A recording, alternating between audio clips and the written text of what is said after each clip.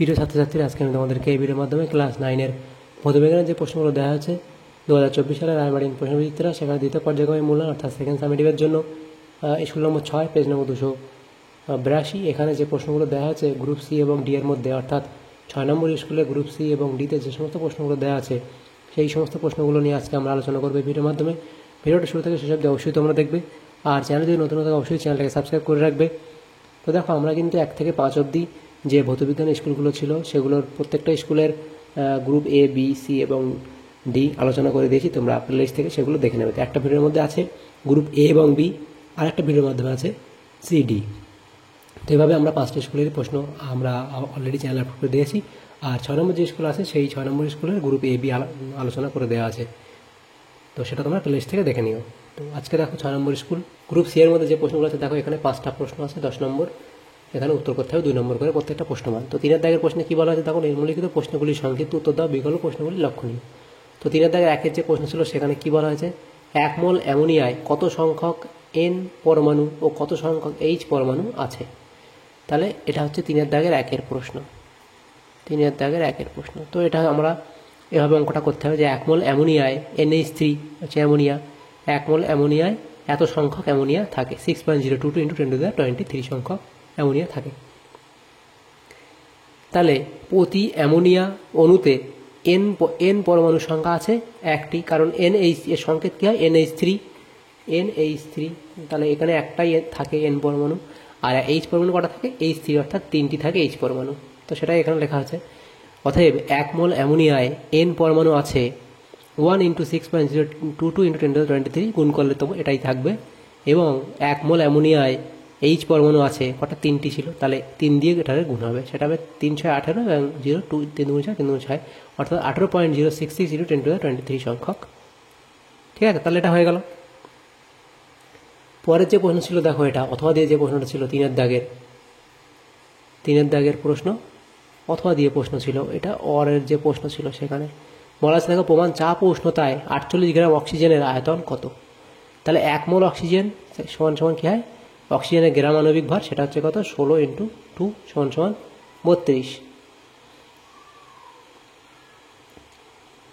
এবং কি বলা হয়েছে, 48 গ্রাম অক্সিজেন আয়তন কত। তাহলে প্রমাণ চাপ ও উষ্ণতায় 32 গ্রাম অক্সিজেনের আয়তন 22.4 লিটার, আমরা জানি। তাহলে 48 গ্রাম অক্সিজেন আয়তন কত হবে, এটা বার করলে আমাদের হবে 33.6, কাটাকুটি করলে আসবে 33.6 লিটার। তাহলে নির্ণেয় অক্সিজেনের আয়তন 33.6 লিটার। 48 গ্রাম অক্সিজেনের আয়তন কত হবে, 33.6 লিটার। পরের যে প্রশ্ন ছিল, দেখো কি বলা আছে, 2-এর দাগের প্রশ্ন, 3-এর দাগের 2-এর প্রশ্ন। সাইফন ক্রিয়ার 2টি শর্ত উল্লেখ করো।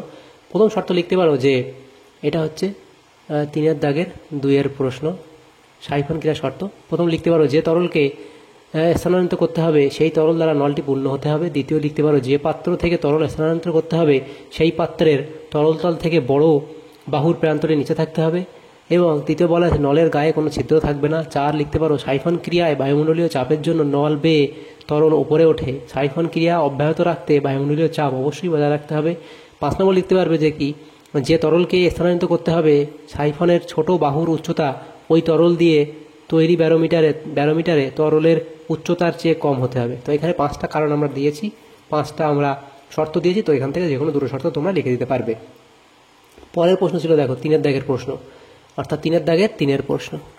3-এর দাগের 3-এর প্রশ্ন কী বলা হয়েছে, 3-এর দাগের 3-এর প্রশ্নতে কী বলা হয়েছে, দেখো 20 ডিগ্রি সেন্টিগ্রেড উষ্ণতায় জলে সাধারণ লবণের দ্রাব্যতা 36, বক্তব্যটি ব্যাখ্যা করো। তো এটা লিখবে কি, 20 ডিগ্রি সেন্টিগ্রেড উষ্ণতায় জলে সাধারণ লবণের দ্রাব্যতা 36 বলতে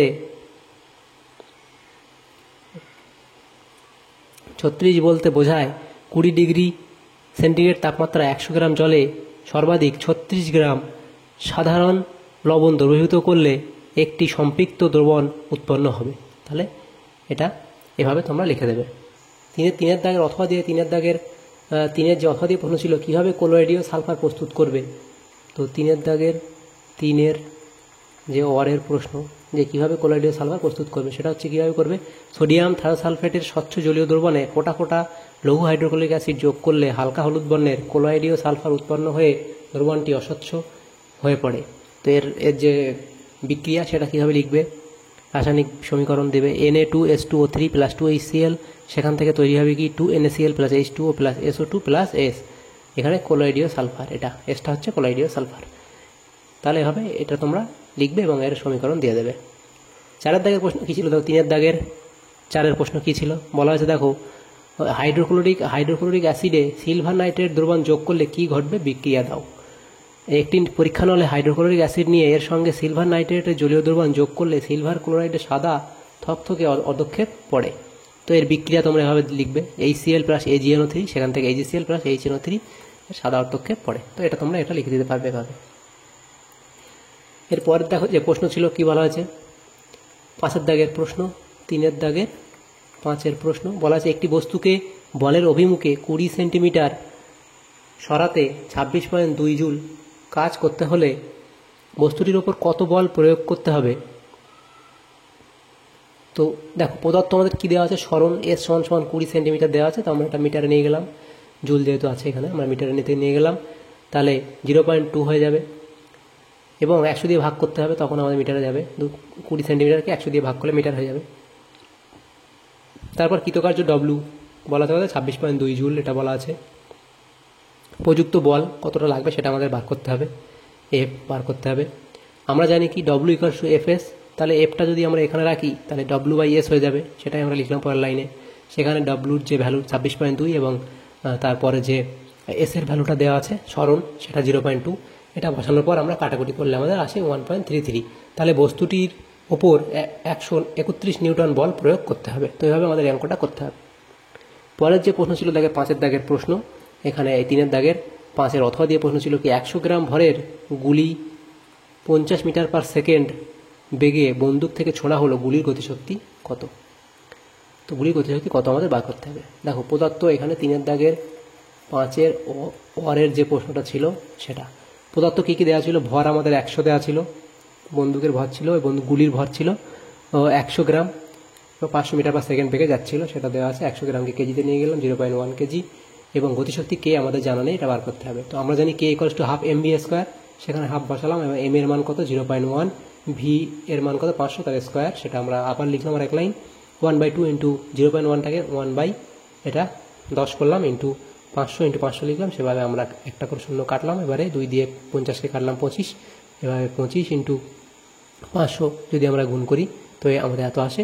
তো এত জুল উত্তর তোমরা রেখে দিতে পারো, এবং এটাকে যদি তোমরা 1000 দিয়ে ভাগ করো তাহলে কিলো জুল হয়ে যাবে। সেটা আমরা লিখেছি যে গুলির গতিশক্তি 12.5 কিলো জুল। তো তোমরা উত্তর এটাও রাখতে পারো, বন্দুকটির গুলির গতিশক্তি 1200, এখানে 12,500 জুলও রাখতে পারো। তো এইভাবে আমাদের উত্তরটা করতে হবে। তারপরের দেখো গ্রুপ ডি, গ্রুপ সি যে প্রশ্নগুলো ছিল সেগুলো হয়ে গেল, এবং গ্রুপ ডিতে আমাদের 5টা প্রশ্ন উত্তর করতে হবে, 3 নম্বর করে প্রত্যেকটা প্রশ্ন মান 15 নম্বর দেওয়া আছে। তো দেখো এখানে কি বলা আছে, নিম্নলিখিত প্রশ্নগুলি উত্তর দাও, বিকল্প প্রশ্নগুলি লক্ষণীয়। প্রথম প্রশ্ন কি বলা আছে দেখো, STPতে 67.2 লিটার O2 গ্যাসে যত সংখ্যক অণু আছে সেই সংখ্যক অণু কত গ্রাম H2SA থাকবে।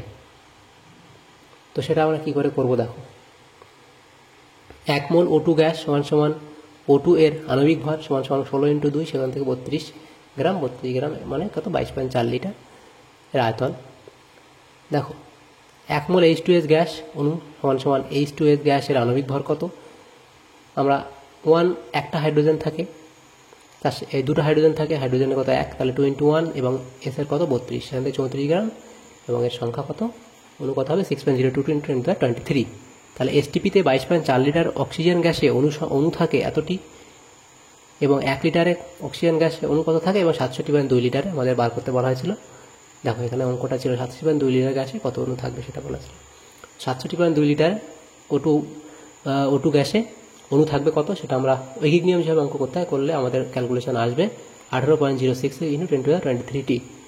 এখন কি হবে, এখন এতটি অণু উপস্থিত থাকে 34 গ্রাম H2SA, এবং একটি অণু উপস্থিত থাকে কত গ্রাম H2SA এত, এবং আমাদের বার করতে হতো কত এইটা, এই এতটি অণু উপস্থিত থাকে কত গ্রাম H2SA, সেটা আমাদের বার করতে হবে। দেখো এখানে অঙ্কটা তাই ছিল যে কত গ্রাম H2S এর মধ্যে অতটা অনুসংখ্যা থাকবে। তাহলে এতটি অণু উপস্থিত থাকে এত গ্রাম H2SA, তো সেটা আমাদের ক্যালকুলেশন করলে আসে 102 গ্রাম H2S আসবে। তাহলে নির্ণেয় H2S এর পরিমাণ 102 গ্রাম। 102 গ্রাম H2S এর মধ্যে এত সংখ্যক অণু থাকবে, সেটাই আমাদের এখানে বলা ছিল অঙ্কটাতে। এবং দ্বিতীয় যে প্রশ্ন ছিল সেখানে কি দেখো বলা হয়েছে, 0.1 সেন্টিমিটার স্কোয়ার প্রস্থচ্ছেদ ও 1 মিটার দৈর্ঘ্য বিশিষ্ট একটি ইস্পাতের তার থেকে 2 কেজি ভরের একটি বস্তু ঝুলিয়ে দিলে তারটির দৈর্ঘ্য কতটা বৃদ্ধি পাবে। ইস্পাতের ইয়ং গুণাঙ্ক এখানে দেওয়া আছে। অঙ্কটা কী করতে হবে, পদার্থ আমাদের দেওয়া ছিল 0.1 সেন্টিমিটার, এল ছিল 1 মিটার, সেখান থেকে 100 সেন্টিমিটার করে নেব। এম ছিল কেজি, তাহলে কেজি থেকে আমাদের সেন্টিমিটার যেহেতু গ্রামে নিয়ে যেতে হবে 2000 গ্রাম, এবং এল এর মান আমাদের জানা নেই, বার করতে হবে। ইয়ং গুণাঙ্ক কত ছিল 2 × 10⁻11 9 পার সেন্টিমিটার স্কোয়ার। তো আমরা জানি F = W = W মানে কি M × G, এম এর মান এবং জি এর মান বসানো, কাটাকুটি এখানে গুণ করলে আসে এত ডাইন। আবার এই যে ইয়ং গুণাঙ্ক সেটা সমান কত, W/L × A/L। তো সেখানে আমরা এলটাকে এদিকে রাখলাম, এই ইয়ং গুণাঙ্কটা এদিকে দিয়ে দিলাম। দেওয়ার পর আমাদের তো বার করতে এলই বলা হয়েছে, সেহেতু আমরা এবারে প্রত্যেকটার ভ্যালু আমরা জানি, এখানে বসিয়ে দিতে হবে। দেওয়ার পরে ক্যালকুলেশন করলে এটা আসবে, তাহলে তারটির দৈর্ঘ্য এত সেন্টিমিটার বৃদ্ধি পাবে। তাহলে এভাবে অঙ্কটা করে নিতে হবে। নেক্সট দেখো 4 দাগের 2 যে প্রশ্নটা ছিল সেখানে কি বলা হয়, 4 দাগের 2 ওয়ারের যে প্রশ্ন ছিল, একটি হ্রদের কত গভীরে মোট চাপ বায়ুমণ্ডলীয় চাপের দ্বিগুণ হবে। তো 4-2 অথবা দিয়ে যে প্রশ্নটা ছিল সেটা দেখো, এখানে ধরি এইচ গভীরে মোট চাপ পি বায়ুমণ্ডলীয় চাপের P0 দ্বিগুণ হবে, অর্থাৎ P = 2P0 হবে। এবার পরের লাইন আমরা লিখতে পারি P0 = P আমরা জানি হাফ, P আমরা কি জানি যে H × D × G। তাহলে দেখো এখানে P0 মানে কি হবে P/2, তো সেটাই আমরা লিখেছি 1/2 লিখেছি এখানে, এবং এদিকে এটা গুণ করে দিয়েছি।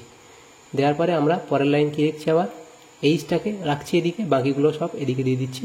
তাহলে এদিকে 2টা গুণ হয়ে যাবে 2P, নিচে D × G চলে আসবে, তাহলে এইচ এখানে থাকবে। রাখার পর আমাদের যে এখানে ভ্যালুগুলো দিতে হবে সেটা বসাতে হবে। সেহেতু আমরা দেখো জানি কি আমরা P0 কত, মানে 1 অ্যাটমসফিয়ারিক প্রেসারে 10⁻⁶ পার সেন্টিমিটার স্কোয়ার, ডি হচ্ছে 1 গ্রাম পার সেন্টিমিটার স্কোয়ার, এবং জি এর মান কত 980 সেন্টিমিটার পার সেকেন্ড স্কোয়ার। তো প্রত্যেকটা ভ্যালু আমরা জানি, এখানে বসিয়ে দেবো, দিলে আমাদের ক্যালকুলেশন করলে উত্তর আসবে এত। অতএব এত মিটার গভীরে মোট বায়ুমণ্ডলীয় চাপের দ্বিগুণ হবে। তাহলে অঙ্কটা হয়ে গেল 4-2। পরে প্রশ্ন ছিল দেখো 4-2 অথবা প্রশ্নটা হয়ে গেল। নেক্সট 4-3 প্রশ্ন, সোডিয়াম হাইড্রোক্সাইডে 10 লিটার জলীয় দ্রবণে 80 গ্রাম NaOH দ্রবীভূত আছে, দ্রবণটির ঘনত্ব গ্রাম পার লিটার এককে নির্ণয় করো এবং টিন্ডাল প্রভাব কি। পরের পার্টটা ছিল, তো প্রথম পার্টের উত্তর কী হবে দেখো, অঙ্কটা এভাবে করতে হবে যে 10 লিটার জলীয় দ্রবণে NaOH দ্রবীভূত আছে কত, 80 গ্রাম, তাহলে 1 লিটারে কত আছে সেটা বার করবো, এত। দ্রবণটির ঘনত্ব এত লিটারে প্রকাশ করতে বলে, তো আমাদের 1 লিটারে কত বার করলেই তো আমাদের এটা হয়ে যাবে। দ্রবণটির ঘনত্ব 8 গ্রাম পার লিটার। টিন্ডাল প্রভাব কি, তো সেটা আমরা এখানে লিখেছি দেখো, কোলয়েড দ্রবণের মধ্যে দিয়ে আলোকরশ্মি পাঠালে প্রলম্বিত কণাগুলি ওই রশ্মিকে বিচ্ছুরিত করে, ফলে আলোকরশ্মির গতিপথ দৃশ্যমান হয়, একে বলা হয় টিন্ডাল প্রভাব। পরের প্রশ্ন ছিল দেখো 4-দাগের প্রশ্ন, সমীকরণ সহ দেখাও কপার কিভাবে, এ বলা হচ্ছে গাঢ় ও তপ্ত HNO3 এর সঙ্গে, এবং বি বলা আছে মধ্যম গাঢ় 1:1 HNO3 এর সঙ্গে বিক্রিয়া করে। তো 4-দাগের যে প্রশ্ন সেটা ছিল কপারের সঙ্গে বিক্রিয়া। ধাতব কপারের সঙ্গে উত্তপ্ত ও গাঢ় নাইট্রিক অ্যাসিডের বিক্রিয়ায় নীলাভ সবুজ রঙের কিউপ্রিক নাইট্রেট দ্রবণ, লালাভ বাদামি রঙের নাইট্রোজেন ডাইঅক্সাইড গ্যাস ও জল উৎপন্ন হয়। Cu+4 HNO3, সেখান থেকে CuNO3(2 + 2NO2 + 2H2O। তো এই সমীকরণ দিয়ে দেবে এর জন্য। এবং বি এর জন্য কি হবে দেখো, বি এখানে আছে, প্রথম এ এটা হয়ে গেল। বি এর জন্য কি বলা আছে যে মধ্যম গাঢ় 1:1 HNO3 এর সঙ্গে বিক্রিয়া করে কপার, কি হবে কপারের সঙ্গে ঠান্ডা ও মধ্যম ঘন 1:1 নাইট্রিক অ্যাসিডের বিক্রিয়ায় নীলাভ সবুজ রঙের কিউপ্রিক নাইট্রেট দ্রবণ বর্ণহীন নাইট্রিক অক্সাইড গ্যাস ও জল উৎপন্ন করে। বিক্রিয়া লিখবে 3Cu + 8 HNO3, সেখান থেকে 3CuNO3(2 + 2NO + 4H2O), এটা উৎপন্ন হবে। তো এই সমীকরণ এত অবধি লিখলে তোমাদের প্রশ্ন উত্তর হয়ে যাবে। পরের প্রশ্ন অথবা দিয়েছিল অ্যালুমিনিয়াম হাইড্রোক্সাইডকে অধর্মী অক্সাইড বলা হয়, উপযুক্ত সমীকরণ ব্যাখ্যা করো। তো 4-দাগে অথবা দিয়ে যে প্রশ্ন ছিল সেটা লিখতে হবে। দেখো অ্যালুমিনিয়াম অক্সাইড Al2O3 হাইড্রোক্লোরিক অ্যাসিডের সঙ্গে বিক্রিয়া করে দ্রাব্য অ্যালুমিনিয়াম ক্লোরাইড লবণ ও জল উৎপন্ন করে। তো লবণও এরা দেখো এই অ্যালুমিনিয়াম অক্সাইড হাইড্রোক্লোরিক অ্যাসিডের সঙ্গে বিক্রিয়া করে লবণ ও জল উৎপন্ন করে। তার সমীকরণ এটা Al2O3 + 6HCl, সেখান থেকে 2AlCl3 + 3H2O। আবার অ্যালুমিনিয়াম অক্সাইড সোডিয়াম হাইড্রোক্সাইডের সঙ্গে বিক্রিয়া করে দ্রাব্য সোডিয়াম অ্যালুমিনিয়াম লবণ ও জল উৎপন্ন করে। দেখো যে যে অক্সাইডগুলো অ্যাসিডের সাথে বিক্রিয়া করে লবণ ও জল উৎপন্ন করে এবং ক্ষারের সাথে বিক্রিয়া করেও লবণ ও জল উৎপন্ন করে, তাদেরকে আমরা উভধর্মী অক্সাইড বলি। তো দেখো এখানে অ্যালুমিনিয়াম অক্সাইড একবার দেখো অ্যাসিডের সাথে বিক্রিয়া করেছে, হাইড্রোক্লোরিক অ্যাসিডের সাথে, সেখানেও লবণ জল উৎপন্ন করেছে। এবং আরেকবার যখন অ্যালুমিনিয়াম অক্সাইড সোডিয়াম হাইড্রোক্সাইড অর্থাৎ ক্ষারের সাথে বিক্রিয়া করেছে, তখনও কিন্তু লবণ ও জল উৎপন্ন করে। তাহলে সেই জন্য আমরা অ্যালুমিনিয়াম অক্সাইডকে কী বলি?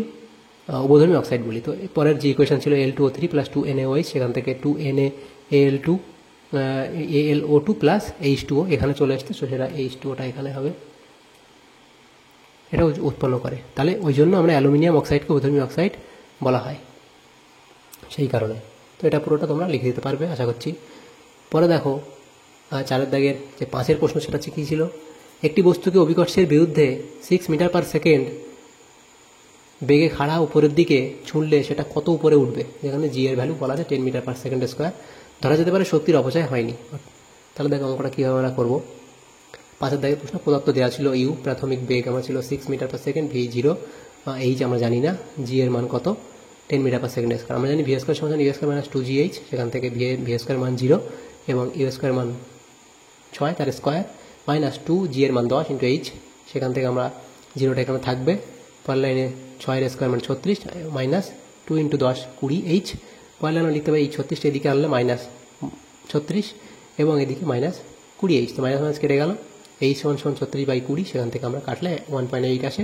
অতএব বস্তুটি 1.8 মিটার উঁচুতে উঠতে পারবে। অঙ্কটা হয়ে গেল এভাবে। পরের যে প্রশ্ন ছিল 4 দাগের 5 অথবা দিয়ে যে প্রশ্নটা ছিল, সেখানে কি বলা ছিল? সমান ভর বিশিষ্ট দুটি বস্তুর গতিশক্তির অনুপাত 1:4, তাদের বেগ যথাক্রমে V1 ও V2 হলে V1 ও V2 এর মধ্যে সম্পর্ক নির্ণয় করো। গতিশক্তির অনুপাত, সমান ভর বিশিষ্ট বস্তুর গতিশক্তির অনুপাত 1:4। দেখো এখানে 4 দাগের অথবা 4 দাগের 5 প্রশ্নের অথবা দিয়ে যে প্রশ্নটা ছিল, সেখানে কি বলে? প্রদত্ত আমরা জানি M1 = M2 = M, কারণ কি? সমান ভর বিশিষ্ট বলা আছে। এটা একটা ভর, এটা প্রথম বস্তু, আর দ্বিতীয় বস্তু, এবার তাদের ভর সমান বলা আছে, তাহলে দুটোরই ভর সমান। তাদের গতিশক্তি বলা হয়েছে দেখো E1 আর E2, প্রথম বস্তুটা E1, দ্বিতীয়টা E2, সেটা 1:4 এবং V1:V2 সম্পর্ক আমাদের বার করতে বলা হয়েছে। দেখো আমরা জানি গতিশক্তি E = ½ mv², এটা আমরা জানি সূত্র। তো দেখো এবার আমরা যদি এটা লিখি E1/E2 সমান কী হয়? E1 মানে ½ mv²। তো আমরা যদি E1/E2 লিখি, তো হাফ তো এমনিতেই কেটে যাবে প্রথমে। তা প্রথমে উপরে কী পড়ে থাকবে? M1 × V1 এর স্কোয়ার, নিচে কী পড়ে থাকবে? E2 এর এখানে কী পড়ে থাকবে? M2, E2 এর ভর হচ্ছে M2 × V2 এর স্কোয়ার পড়ে থাকবে। এবার পরের লাইন আমরা লিখবো E1/E2 এর ভ্যালু 1:4 লিখলাম, এবং M1 আর M2 কী হয়? দুবারই M হবে, তাহলে M1 এর মানে M লিখলাম, M2 এর মান আমরা M লিখলাম, এদিকে যেমন তেমন রাখলাম। পরের লাইন কী হবে দেখো, এখানে পরের লাইন যদি আমরা লিখি M1 কেটে দিলাম, এবং এখানে V1/V2 এর স্কোয়ার। আচ্ছা এখানে 1/2 এর স্কোয়ার, 1/2 এর স্কোয়ার হবে, কারণ এই 4 ছিল, 1/2 আমরা স্কোয়ার তুলে দেবো বলে এখানে স্কোয়ার করেছি, বা রুট করতেও পারো তোমরা। আমি এর 1/2কে স্কোয়ার করলাম, তো সেম 1/2 স্কোয়ার মানে তো 1/4, তো সেটা গেল, দুটোরই স্কোয়ার তুলে দিলাম, দেওয়ার পরে V1/V2 = 1/2 আসলো। তাহলে এখানে কী হবে? 2V1 = V2, ইহাই নির্ণয় সম্পর্ক। তাহলে V1 এবং V2 এর মধ্যে সম্পর্ক এটা। তো এভাবে তোমরা অঙ্কটা করে দিতে পারবে। তাহলে আমাদের যে সমস্ত প্রশ্নগুলো ছিল এখানে প্রত্যেকটা প্রশ্নের উত্তর করে দিলাম আমরা। যদি তোমাদের সামনে উপকারের সাথে ভিডিওটা অবশ্যই লাইক করবে, বেশি বেশি করে বন্ধুদের সাথে শেয়ার করবে, আর চ্যানেলের নতুন অবশ্যই চ্যানেলটাকে সাবস্ক্রাইব করে রাখবে। Thank you, thanks for watching.